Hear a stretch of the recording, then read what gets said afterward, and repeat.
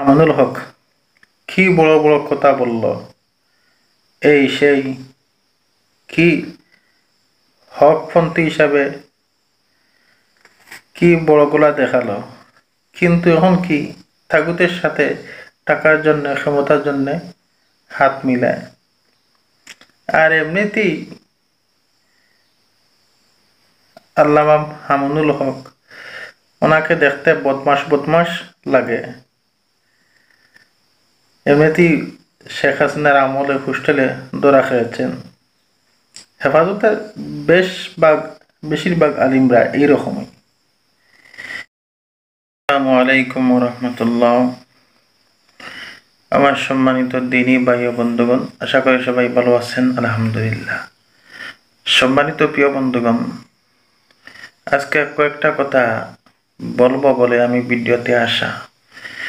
দেখেন, বাংলাদেশ হেফাজত ইসলাম, আমার মনে হয় না এরা কোনো ইসলামী দল আছে বলে, অথবা তারা কোনো ইসলামী দল হিসাবে আমার মনে হয় না।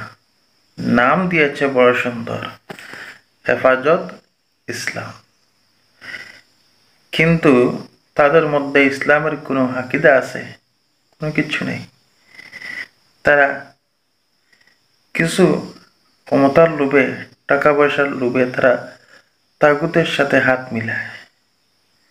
যদি বাস্তবে তাদের মধ্যে ইসলামী আকিদার কোনো কিছু থাকতো, তাহলে অবশ্যই ইসলামী দল আর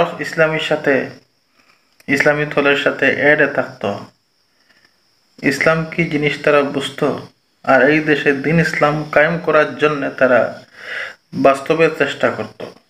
আসলে এই ধরনের হুজুররা, হেফাজতের যত হুজুররা আছে, আসলে এরা ভারতীয় এজেন্ট, এরা তাগুতের দালাল। এরা কখনো হেফাজতে ইসলাম হতে পারে না, ইসলামের সৈনিক হতে পারে না।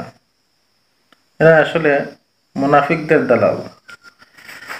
এই যে দেখেন না, আল্লামা আমানুল হক কি বড় বড় কথা বলল, এই সেই কি হকপন্থী হিসাবে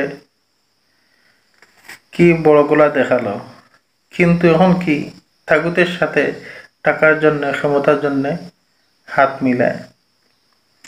আর এমনিতেই আল্লামা আমানুল হক, ওনাকে দেখতে বদমাস বদমাস লাগে।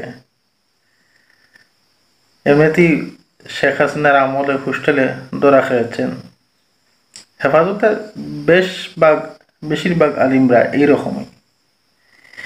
কিন্তু আমি হাজারো ধন্যবাদ জানাই যে চরমনাই পীর সাহেবকে, যাদেরকে আমরা নিয়ে বড় চিন্তায় ছিলাম।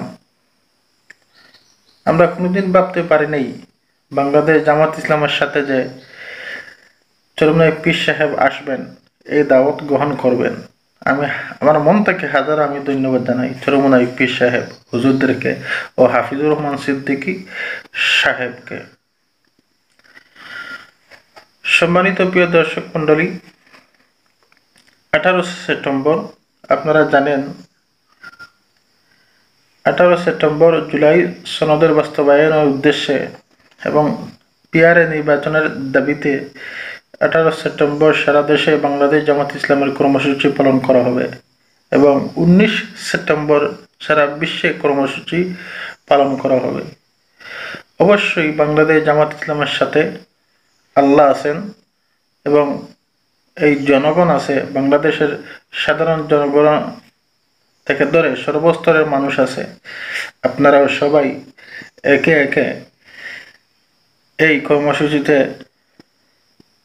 যোগ দিন এবং সাফল্য অর্জন করেন, এটাই আমার অনুরোধ, আহ্বান। সবাই ভালো থাকেন। আসসালামু আলাইকুম।